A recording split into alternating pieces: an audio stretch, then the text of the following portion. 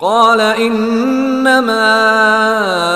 اوتیته على علم عندي اولم يعلم ان الله قد اهلك من قبله من القرون من هو اشد منه قوة واكثر جمعا ولا يسأل عن ذنوبهم المجرمون۔ کہنے لگا یہ سب کچھ تو مجھے خود اپنے علم کی وجہ سے ملا ہے، بھلا کیا اسے اتنا بھی علم نہیں تھا کہ اللہ نے اس سے پہلی نسلوں کے ایسے ایسے لوگوں کو ہلاک کر ڈالا تھا جو طاقت میں بھی اس سے زیادہ مضبوط تھے اور جن کی جمعیت بھی زیادہ تھی،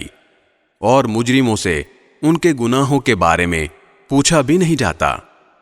فخرج على قومه في زينته قال الذين يريدون الحياة الدنيا يا ليت لنا مثل ما أوتي قارون إنه لذو حظ عظيم۔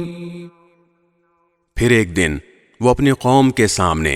اپنی آن بان کے ساتھ نکلا۔ جو لوگ دنیاوی زندگی کے طلبگار تھے وہ کہنے لگے اے کاش